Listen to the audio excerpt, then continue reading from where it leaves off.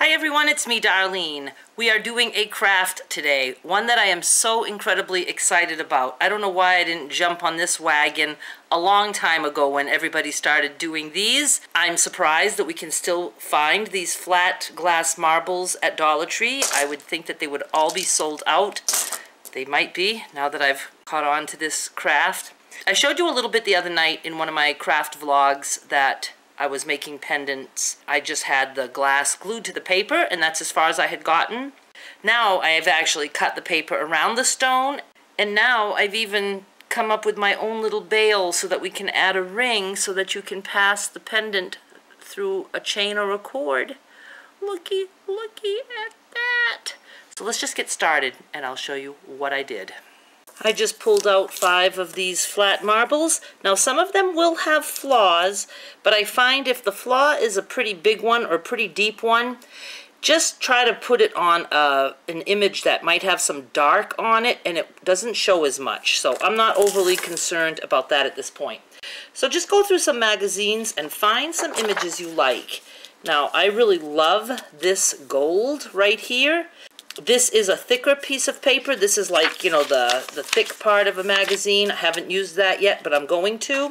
I also love this flower here.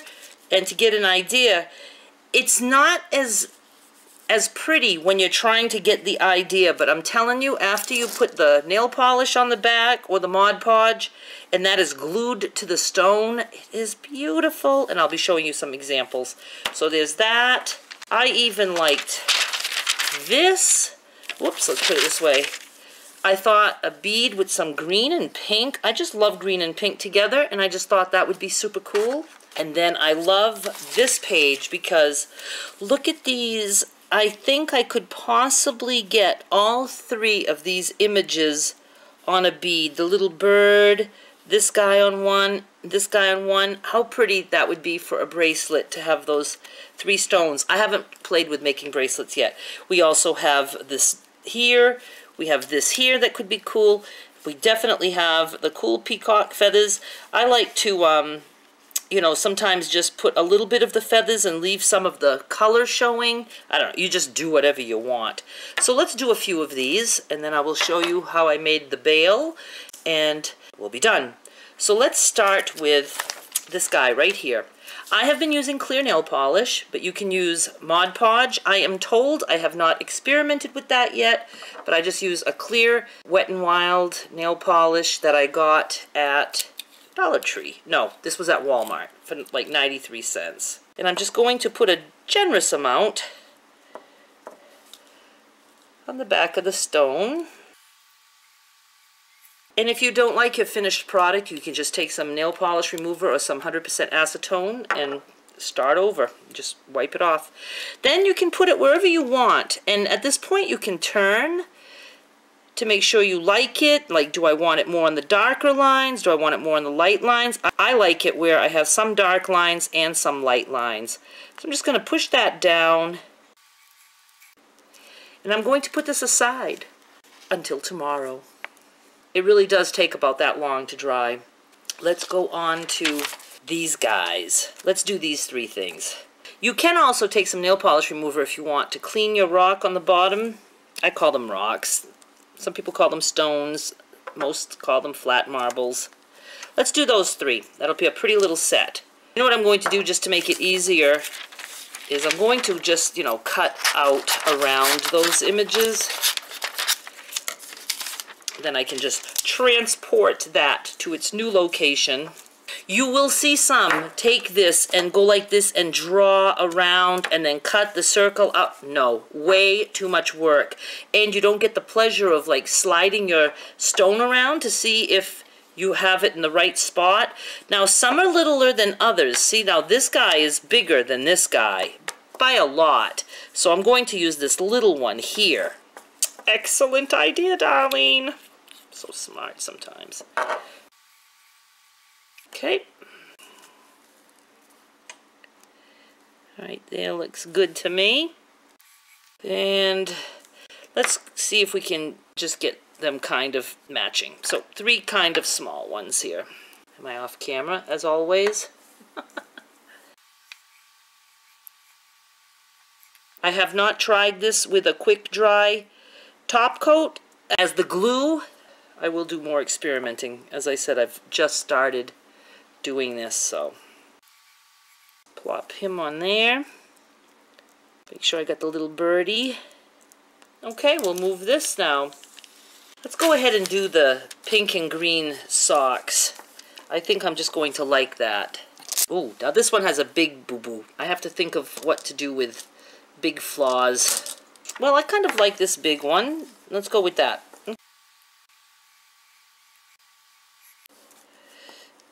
Go this way.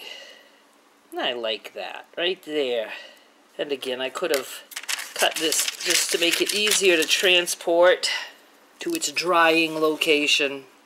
Now I have some that are already dry on the paper, and I want to show you how I trim them. See, this has been dried for, well, actually I think like 2 days. So I just take my scissors and I just go around. You just cut like as close to the little stone as you can. Then you can trim it a little bit more. I don't know if my color is right on this camera. And there you have it. And these look so pretty when you see them up close and for real. Let's try a different lighting here. No other lighting wants to work for me. So we're stuck with what I've got. But it's just so pretty. Let's do the next one. I have a few that I want to cut out.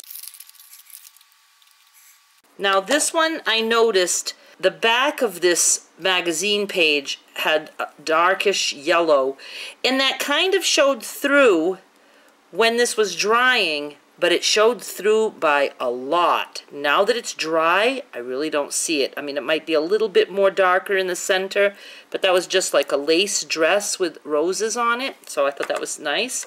Then I loved this nice black lacy dress, and I picked a part where there's just a little bit of lace there. I mean, it really can't get any easier. Then it's up to you if you want to paint the back of your stone. I did. On some, I used black nail polish, but I will tell you, let's see. I know you're not going to see here, but like for instance, this one, I covered it all with black nail polish, and then I put a quick dry top coat on top of that. The black, it does kind of give a shadow to the bead and make it darker. That's cool if you want darker, but then if you don't want darker, you can use white. Although it did not get perfectly white, I would have had to do another coat and then some top coat, but you can certainly do either. Now, since this has black, let's use black. Actually, you know what? I just remembered this black was marker. That was permanent marker that I used, so you could use a permanent marker. I do have some black nail polish, but let's just go ahead and use a permanent marker on this guy.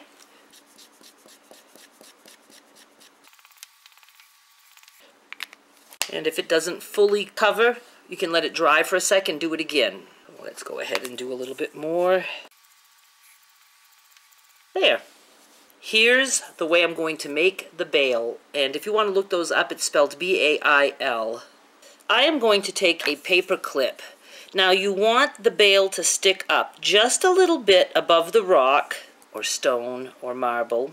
And you want to know where you want it. Like, do I want my stone this direction, whatever.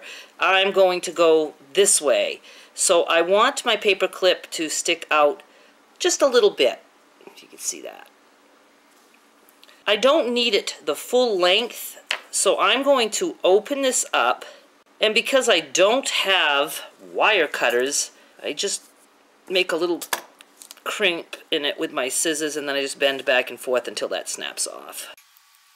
I should have wire cutters, don't you think? I'm a crafter. Now, that makes it littler. It's going to go likey so. But first, I'm going to add a split ring. Split rings are very inexpensive. I used to get these at Walmart for like under $3 for 240 of them. I don't know if they still carry this exact kind, but you want at least a 6mm or 8mm. Don't go smaller than 6. because you want to be able to pass any cord through. So I'm going to take an 8mm, and before I even glue that down, I'm going to go ahead and put this on there so I don't have to try to take that split ring, you know, split it open and pass it through there after the fact. So this is going to go like this. Now, you can buy special glass glue. I don't have any, so I have used Mod Podge, which so far has worked out great. And I'm going to be generous with it. Going to lay this down. Just leave a little sticking out. And I'm going to put some more Mod Podge there and just cover that. And now I'm going to put that aside and let that dry. I know it looks like a hot mess right now, but that's going to dry all clear. This is not completely dry yet on this one, but this is what it will end up looking like. You will have a good secure bond, and if you want, again, you could do another layer of black. I don't know if a marker would work at this point, but you could certainly do a layer of black nail polish just to hide the paper clip, but it's not going to show because you're going to pass your cord through the little ring at the top, and you're going to have yourself a nice pendant that you can make yourself a necklace with. Now, I did want to mention that if you wanted to do anything with glitter, you would take your stone, take some glitter nail polish, and you would add the glitter first, like so. At this point, you don't even really need to put more nail polish. You could just slap that on your picture. Let's get this here. Let's use the peacock. Put a little bit more, just make sure I got it nice and wet. And let's do the peacock feather, and ooh, that's pretty. Do I want it there, or do I want it there? I think I want it right there. I'm so fussy. Right there. I'm going with right there. And that's it. I will let that dry, and then when that's all dry, you will see the glitter through the stone. I hope that was somewhat helpful. I apologize so much for my fingers. I have been doing so much with glue and Mod Podge, and it just dries out my cuticles to no end. I really need to start wearing finger cots or gloves. I just get a really bad reaction to the dryness of the glue, and sometimes the glue just sits there for hours because I don't just peel it off, or if I wash my hands, I'm lazy about taking all the glue off. Anyway, I hope you enjoyed, and I hope you make yourself some of these. I will probably be putting these on eBay. I can also just slap a magnet on the back with a hot glue gun, and it makes some really cool refrigerator magnets. But I think that when I'm selling my beads, I may also sell some pendants for those of you who use my beads for jewelry making. And what's really cool is if you make paper beads, you can also, you know, take a piece of the matching magazine page to make yourself a pendant to go with the paper beads. So that's also a really good way to use these. Oh, let me show you now the others that I made. Now, I don't know if you remember the other night, I was like keeping these little scraps that were scraps of what I was cutting to make beads. Look, I glued some on the back of this one. And I have glitter. Look at how cool that is. So there's that one. I think I've showed you the green one. You saw this purple one. This red one, that was a red dress. And then these two guys come from the matching set. This one goes with this one. And then this. And then at some point, you will see the new ones that I made today. So thank you so much for watching. I'll be back with more soon. Bye.